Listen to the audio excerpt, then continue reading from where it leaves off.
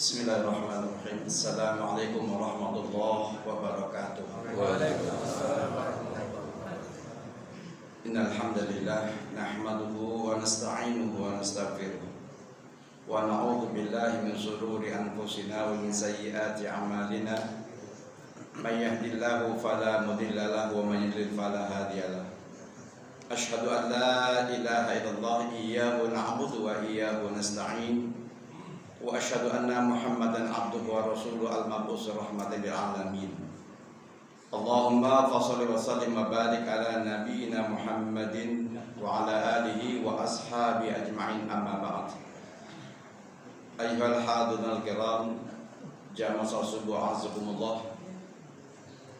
Alhamdulillah summa alhamdulillah. Tiada hentinya kita panjatkan puji syukur kita kepada Allah Subhanahu wa taala.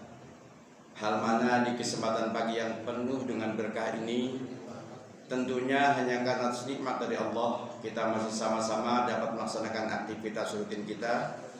Mudah-mudahan niat yang tulus, niat yang ikhlas untuk sampainya ke masjid ini melaksanakan aktivitas ibadah kita berharap agar diabadikan oleh Allah sebagai catatan amal saleh buat kita dan sekaligus menjadi bahan perbekalan kita menghadap Allah Subhanahu wa taala.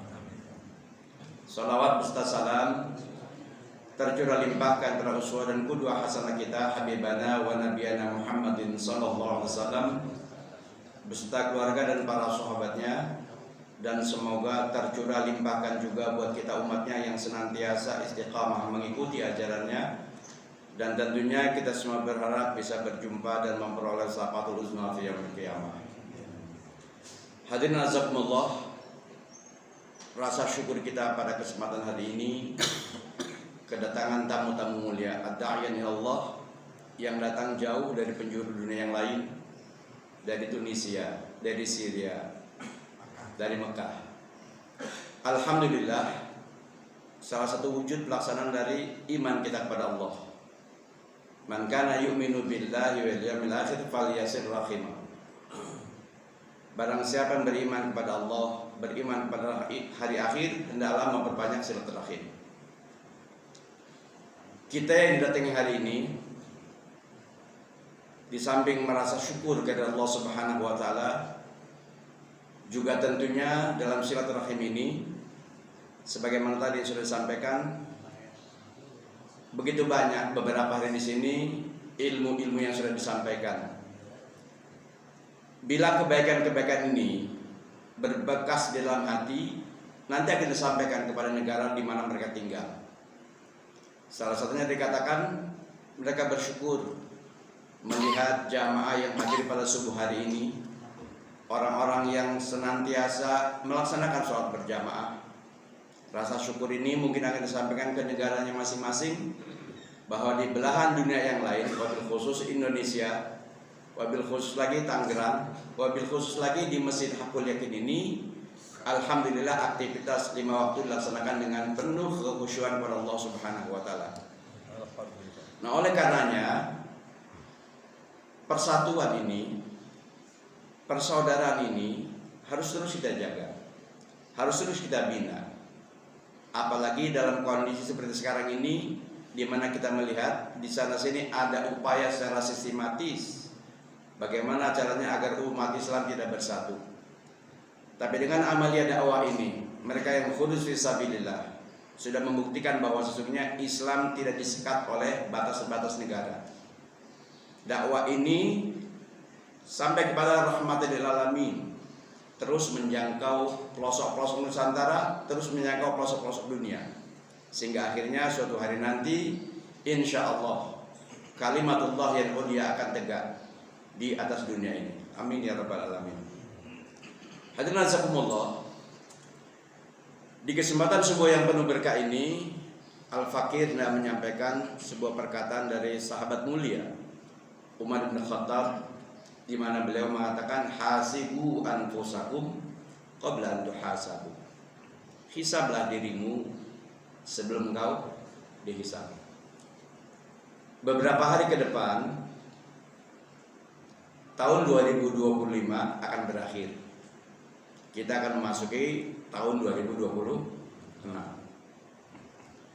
Rasulullah SAW mengkategorikan manusia pada 3 golongan. Yang pertama ada manusia yang nilainya rabihun, orang-orang yang beruntung. Ada juga yang maqbunun, orang-orang yang rugi. Dan ada yang nilainya mal'unun, orang-orang yang celaka atau terlaknat. Man huwa rabihun, siapa itu orang-orang yang beruntung? Maka beliau dalam lisan beliau mengatakan bahwa man kana yaumuhu khairun min amsihi fahuwa rabihun. Barang siapa yang hari ini nilainya lebih baik daripada hari kemarin, fahuwa rabihun, dialah orang-orang yang beruntung. Jadi bagaimana cara kita memaksimalkan agar hari ini, kalau kita umpamakan hari ini adalah hari Sabtu, bagaimana caranya agar hari Sabtu ini lebih baik daripada hari Jumat? Bagaimana caranya agar minggu ini lebih baik daripada minggu kemarin? Bulan ini lebih baik daripada bulan kemarin. Tahun ini 2025 harus lebih baik daripada tahun 2024. Apabila semuanya lebih baik dibandingkan tahun-tahun kemarin, dibandingkan dengan bulan-bulan kemarin, maka nilai yang akan diberikan adalah fahuwa rabihun, dialah orang-orang yang beruntung. Kita bisa menilai diri kita, apakah kita keluar dari 2025 ini termasuk orang yang beruntung? Kalau rasa kita seandainya memang betul kita lebih baik daripada 2024, alhamdulillah, itu tentunya yang kita harapkan. Yang kedua adalah yang maqbunun, orang-orang yang rugi. Siapa itu yang dapat nilai kategori yang rugi? Yang rugi adalah mereka yang apabila hari ini nilainya sama dengan kemarin, amalnya sama dengan kemarin, dialah orang-orang yang mengalami kerugian. Apabila 2025 amal-amal perbuatan kita sama dengan 2024, maka nilainya adalah rugi. Karena tidak seimbang antara nikmat yang Allah berikan dengan aktivitas ketaatan kita kepada Allah, maka rugi nilainya. Yang ketiga adalah orang yang celaka, orang-orang yang terlaknat. Siapa mereka itu? Mereka adalah yang apabila hari ini lebih buruk daripada hari kemarin, dialah orang yang terlaknat, dialah orang yang celaka. Kita berlindung pada Allah Subhanahu wa taala semoga terhindar dari orang-orang yang rugi, apalagi orang yang terlaknat atau celaka. Dan kita berharap pada Allah Subhanahu wa taala semoga Allah berikan hidayah kepada kita terkategori orang-orang yang mana? Orang yang beruntung. Jadi mari sama-sama kita hisab. Sebagaimana Umar tadi mengatakan, hasibu anfusakum qabla an tuhasabu. Hisablah dirimu sebelum kita dihisab. Pada yaumul hisab nanti manusia akan terbelalak ketika catatan amal perbuatannya diberikan oleh Allah Subhanahu wa taala. Mereka mengatakan, "Ma hadzal kitab alladzi la yughadiru saghiratan wa la kabiratan illa ahsaha." Kitab apa ini yang di dalamnya penuh catatan, yang besar ataupun yang kecil tidak ada yang terlewat sedetik pun. Artinya apa? Semua catatan amal perbuatan kita di 2025 sudah terbukukan. Tinggal kita menerima hasil, tinggal kita melihat apakah kita akan bangga dengan amal perbuatan kita di 2025, atau kita akan merasa rugi di 2025, atau kita justru celaka karena amal-amal kita ternyata lebih sedikit yang kita kumpulkan. Nah, oleh karenanya sebelum berakhirnya 2025, mari sama-sama kita menghisab. Mari sama-sama kita evaluasi amal-amal kita yang sudah lalu, dengan harapan bila ada hal-hal yang memang terdapat kekurangan di sana sini, Allah Subhanahu wa taala mengampuninya, Allah menutupnya dengan ampunan, sehingga kita memasuki 2026 nanti insya Allah dengan semangat yang baru. Abu Hurairah meriwayatkan sebuah hadis dari Rasulullah SAW, yang ini merupakan salah satu cara Rasulullah SAW mohon bimbingan kepada Allah. Bayangkan, Rasul saja masih mohon kepada Allah, masih minta kepada Allah untuk diperbaiki 3 hal. Apa yang diminta oleh Rasulullah SAW kepada Allah Subhanahu wa taala? Beliau mengatakan dalam sebuah doanya, Allahumma aslih li dini alladhi huwa ismatu amri ya Allah perbaikilah urusan agamaku, karena dia adalah benteng dalam urusanku. Kalau sekali Rasulullah SAW masih mohon kepada Allah agar minta diperbaiki urusan agamanya, apatah lagi orang model kita ini. Rasul minta kepada Allah Subhanahu diperbaiki.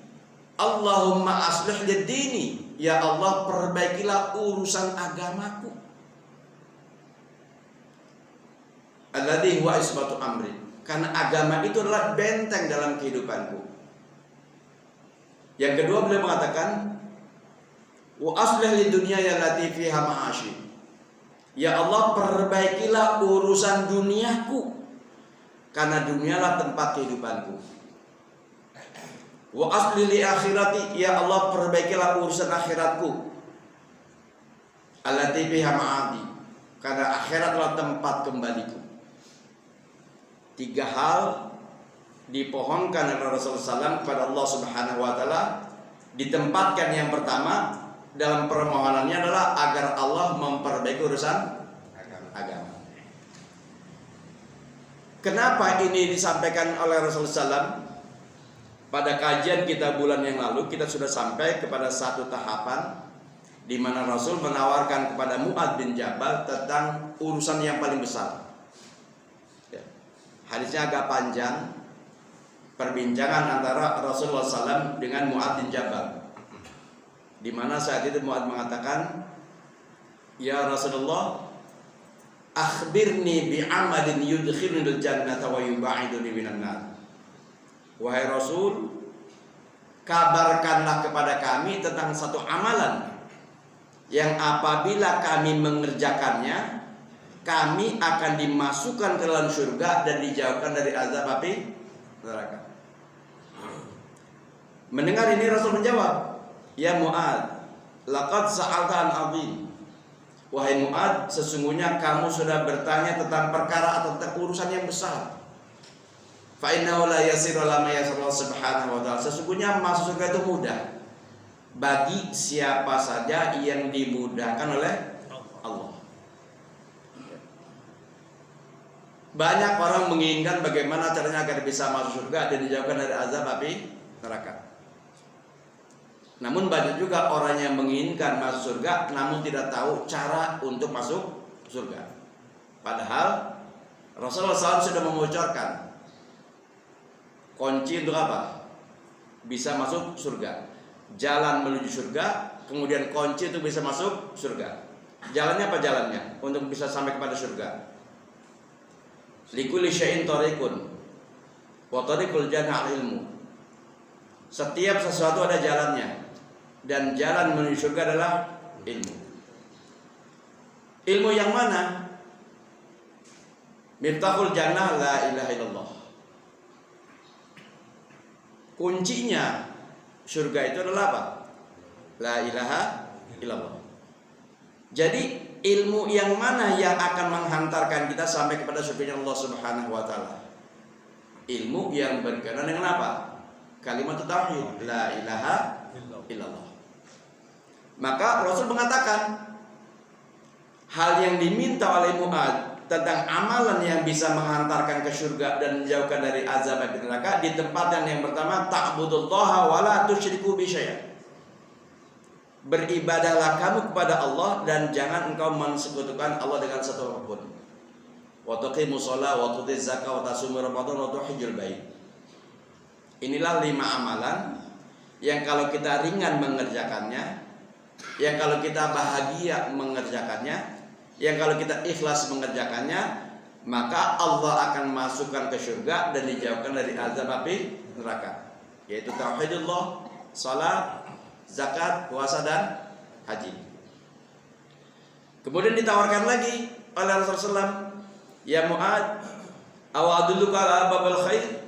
Wahai Mu'adz, maka kamu aku tunjukkan tentang pintu-pintu kebaikan. Bala ya Rasulullah. Mu'adz, tentu aku ingin ya Rasulullah. Maka Rasulullah mengatakan, yang pertama abwabul barakah itu pintu-pintu kebaikan itu adalah apa? As-shaumu junnatun. Puasa adalah benteng. Yang kedua as-shadaqah. Dan yang ketiga, salatul rajul fi dzafil lail. Pintu kebaikan itu adalah puasa, sedekah, dan salatul lail, qiyamul lail. Kemudian ditawarkan lagi oleh Rasulullah SAW, ya Mu'ad, awa adulluka ala rasil amr wa amuduhu wa zirwatu sanam. Kemarin kita sampai di sini. Wahai Mu'ad, maukah kamu aku tunjukkan tentang urusan yang paling besar, tiang yang sangat kokoh dan puncak dari semua amal. Ditawarkan oleh Rasulullah SAW tentang urusan yang paling besar, tentang tiang yang sangat kokoh dan puncak dari semua amal. Maka kembali buat mengatakan, bala ya Rasulullah, tentu aku mau wahai Rasul. Maka Rasul mengatakan, Rasul amr al-Islam, urusan yang paling besar adalah Islam. Wa amuduhu as-salat, tiang yang sangat kokohnya adalah salat. Wa zirwatu sanamil jihad, dan puncak dari semua amalnya adalah jihad fisabilillah. Alhamdulillahirabbil alamin. Kemarin kita sampai pada bab ini, sampai pada hadis ini, bahwa Rasul menawarkan kepada Mu'ad, yang tentunya Mu'ad pun menyampaikan kepada kita, yang akhirnya kita mendengar berita ini, bahwa tidak ada urusan yang melebihi besarnya urusan Islam. Sehingga barang siapa yang berdakwah untuk Islam, barang siapa yang belajar tentang Islam, barang siapa menyampaikan Islam, mendakwakan Islam, berarti dia sedang melaksanakan urusan yang paling besar. Barang siapa yang menyepelekan agama Islam, barang siapa yang mempermainkan ajaran Islam, berarti dia mempermainkan urusan yang paling besar. Nah, oleh karenanya, alhamdulillah Allah berikan kepada kita berbagai macam nikmat, sehingganya kita masih terus menjaga Islam ini, karena inilah urusan yang paling besar. Maka pantas tadi kan Rasulullah SAW berdoa, Allahumma aslih li dini, ya Allah perbaikilah urusan agamaku. Ditempatkan dari semua urusan-urusan, yang pertama adalah agar diperbaiki masalah agama, dari mulai pemahamannya, terlebih apanya, pengamalannya. Kalau Rasul minta kepada Allah Subhanahu wa Ta'ala diperbaiki tentang urusan agamanya, maka lebih-lebih siapa? Lebih-lebih kita. Karena hari ini pelaku-pelaku kejahatan, ya, pelaku-pelaku kejahatan, pelaku-pelaku berbagai macam kemaksiatan bukan dikerjakan oleh orang yang bodoh, tapi dikerjakan oleh orang yang apa? Orang yang pandai agama. Ya. Orang-orang yang beragama hari ini, yang mereka tidak selamat dalam beragamanya, sehingga melakukan berbagai macam kejahatan, berbagai macam kecurangan dan sebagainya. Dan itu dilakukan oleh orang yang beragama. Nah, oleh karena kita minta, Allahumma inni as'aluka salamatan fid din. Kenapa? Karena banyak orang beragama tapi enggak apa? Enggak selamat. Lalu dari mana mulai memperbaikinya? Kalau kita minta kepada Allah, ya Allah perbaikilah urusan agamaku, perbaikilah urusan duniaku, perbaikilah urusan akhiratku. Dari mana kita memulai memperbaiki ini? Maka memperbaiki segala sesuatu ya dimulai dari memperbaiki cara pikir kita. Kenapa? Karena manusia adalah apa yang ia pikirkan. Manusia akan bekerja, akan melaksanakan, akan mengerjakan apa yang ia pikirkan. Tentunya jika dia berpikir yang positif, pekerjaannya positif. Kalau dia pikirkan negatif, maka pekerjaannya adalah pekerjaan yang apa? Yang negatif. Maka kalau kita belum merubah cara pikir kita, pandang kita tentang agama ini, maka kita mengerjakan ajaran agama sama dengan kemarin. Kalau kerjaan kita sama dengan kemarin, maka hasilnya pun sama dengan kemarin. Kalau kita masih berpikir, kalau kita masih cara berpikirnya masih sama dengan cara berpikir kemarin, maka kerjaan kita masih sama dengan cara kita kerja kemarin.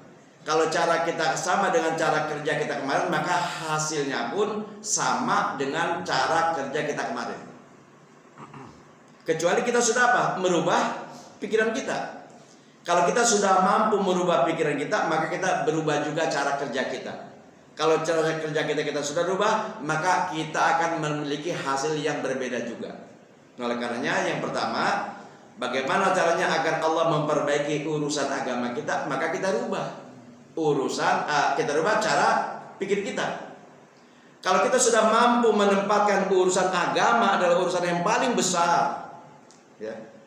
Mungkin kemarin kita belum berpikir untuk menempatkan urusan agama urusan yang paling besar, maka mari kita mulai menempatkan bahwa urusan yang paling besar adalah urusan agama. Kalau urusan agama adalah urusan yang paling besar, maka urusan yang lainnya dia apa? Jadi kecil. Para alim yang datang ke rumah kita, yang datang ke tempat kita hari ini, yang dari Tunisia, dari Mekah dan sebagainya tadi, mereka meninggalkan keluarganya. Kenapa? Kecil keluarga. Mereka tinggalkan aktivitas ekonominya kecil. Mereka tinggalkan sanak saudaranya, mereka tinggalkan aktivitas yang lainnya kecil. Kenapa? Ada urusan yang lebih besar. Apa urusan yang lebih besar? Urusan agama. Ya. Bahkan Allah Subhanahu wa ta'ala katakan, "Wa man ahsanu qawlan mimman da'a ila Allah wa 'amila shalihan." Faqala innani minal muslimin. Wa man ahsanu qawlan mimman da'a ila Allah. Tidak ada ucapan yang paling besar, tidak ada ucapan yang paling mulia kecuali da'a ilallah, mengajak, menyeru manusia kepada siapa? Kepada Allah. Ad-da'watu ilallah, dakwah kepada Allah itu merupakan perkara yang paling apa? Perkara yang paling besar. Kalau dakwah itu dijadikan perkara yang paling besar, maka yang lain jadi apa? Kecil. Urusan keluarga jadi kecil. Urusan bisnis jadi kecil, urusan apapun jadi kecil. Kenapa? Karena sudah mampu ditempatkan urusan yang paling besar itu adalah urusan agama. Maka yang lain yang lain ditinggalkan. Ya, yang lain tidak sebagaimana memposisikan urusan agama menjadi urusan yang paling besar. Nah, oleh karenanya sekali lagi kita sangat berterima kasih kepada mereka yang tulus ikhlas meninggalkan kampung halamannya, meninggalkan keluarganya untuk dakwah di jalan Allah Subhanahu wa taala. Sehingga kita yang menerima di sini pun penuh dengan lapang dada, penuh dengan keikhlasan. Mereka kita berikan peluang untuk berdakwah karena itulah yang memang mereka inginkan. Jauh-jauh dari negeri seberang datang ke negeri kita untuk berdakwah. Ketika mereka diberikan peluang untuk berdakwah, alhamdulillahirabbil alamin, mereka sudah mengerjakan sedang mengerjakan urusan yang paling besar, yaitu urusan agama. Maka alhamdulillah salam, terima kasih kepada saudara-saudara kami yang datang dari sekitar negeri, datang ke Indonesia, datang ke tempat kami yang seperti ini adanya. Alhamdulillah kita sambung ke keluarga kita untuk sama-sama berdakwah di jalan Allah Subhanahu wa taala. Kemudian yang kedua, Rasul minta perbaikan apanya? Allah ba'aslih li dunyaya. Ya Allah, perbaikilah urusan dunia kami. Kenapa? Karena di dunia ini tempat tinggal kami. Ya. Dunia ini tempat tinggal kita. Banyak orang salah memposisikan dunia. Dunia itu dijadikan apa? Tujuan tumpuan harapan. Sehingga hidupnya hanya untuk apa? Untuk kepentingan dunia. Padahal Allah menegaskan, wa ma hadhil hayatud dunya illa lahun wa la'ibun. Tidaklah kehidupan dunia hanyalah apa? Permainan dan senda gurau. Bahkan dalam hadis yang lain Rasul mengatakan dunia itu ibarat apa? Setetes air. Kalau dunia diibaratkan hanya setetes air, apabila kita memperoleh dunia dengan segala jangan bangga. Kenapa? Karena kita dapat hanya setetes. Kalaupun kita tidak memperoleh dunia, jangan bersedih hati. Kenapa? Karena kita tidak memperoleh hanya setetes. Kalaupun Allah berikan dunia dengan segalanya kepada kita, jangan bangga karena hanya setetes. Kalaupun Allah tidak berikan, jangan berkecil hati. Kenapa? Hanya setetes air saja. Tetapi Allah berikan karunia yang begitu besar. Allah berikan rahmat yang begitu besar. Nah, oleh karenanya bersyukurlah ketika kita benar dalam memposisikan dunia kita. Ad-dunya wasilatun la ghayatun. Dunia ini hanya apa? Wasilah. Dunia hanya sarana, bukan tujuan. Ya. Dunia hanya sarana, bukan tujuan. Tapi tujuan itu adalah kampung akhirat. Maka yang ketiga harus minta, ya Allah, perbaikilah urusan akhirat kami. Kenapa? Di sana tempat kembali kami. Kita akan abadi di sana. Dapat kita bayangkan, Pak. Orang yang malamnya sudah bersenang-senang. Apakah dengan mabuk-mabukan, dengan wanita dan sebagainya? Kira-kira kalau pulang ke rumah yang dia mau apa, Pak? Setelah semuanya dia peroleh di luar, ketika pulang ke rumah maunya apa? Sudah kecapean Pak, ya. Sudah tidak mau lagi apa-apa kecuali apa? Tidur. Ya. Semua dia sudah dapatkan di luar rumah. Ketika kembali ke rumah, dia tinggal tidur doang. Bayangkan kalau orang yang letih, lelah, capek, payah di luar, ya.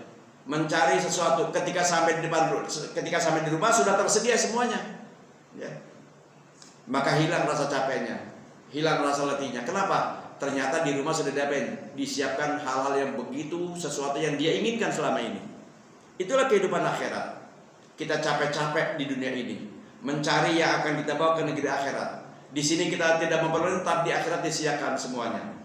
Oleh karenanya, jangan habiskan untuk mengejar kenikmatan yang sesaat sehingga melupakan nikmat yang abadi nanti di akhirat. Maka kita mohon kepada Allah Subhanahu wa taala agar diperbaiki urusan akhirat kita, karena akhiratlah tempat abadi kita nanti di sana. Hadirin nazakumullah. Dengan hal ini, maka saya ingin mengajak kepada diri saya juga kepada kita semua. Mari sama-sama kita hisab. Mari sama-sama kita evaluasi 1 tahun perjalanan kita. Kalau 1 tahun kemarin nilainya lebih baik, alhamdulillahirabbil alamin. Kalau nilainya sama dengan kemarin, kita perlu beristighfar. Tetapi kalau nilainya lebih buruk, kita perlu bertobat. Itulah cara kita menghadapi perubahan waktu, cara kita menghadapi pergeseran atau perubahan tahun. Apabila nilainya lebih baik, kita bersyukur kepada Allah Subhanahu wa taala. Apabila nilainya sama, kita beristighfar. Dan apabila nilainya jauh lebih buruk, kita harus bertaubat kepada Allah Subhanahu wa taala. Maka kita hanya berharap mudah-mudahan tahun ke depan 2026 khususnya bangsa Indonesia jauh lebih makmur, jauh lebih damai, jauh lebih aman, jauh lebih berkah, sehingga siapapun yang tinggal di dalamnya insya Allah bisa menikmati yang dinamakan baldatun thayyibatun wa rabbun ghafur. Jangan sampai di usia kita yang sudah semakin tua kita tidak memperoleh apa-apa kebaikan dari Indonesia ini. Dan kita bersyukur sekali lagi banyak tamu-tamu Allah yang datang dari berbagai negeri datang ke Indonesia untuk menyampaikan kebaikan, dan tentunya kebaikan ini kita terima dengan kedua belah tangan terbuka. Mungkin ini saja yang kami sampaikan. Selamat jalan kepada saudara-saudara kami. Tadi kami dapat kabar, insya Allah hari ini akan kembali ke markas ke Bonjeruk. Allah Subhanahu wa taala akan melindungi perjalanannya, Allah akan mudahkan urusannya sampai akhirnya Allah akan sampaikan kepada apa yang dicita-citakannya. Demikian, sekali lagi kurang lebih mohon maaf. Hadzani Allah ya rahmatuna walhamdulillahirabbil alamin. Kita tutup dengan doa kafatul majlis. Subhanallahi wa bihamdika asyhadu an la ilaha illa anta astaghfiruka wa atubu ilaik. Alhamdulillahirabbil alamin.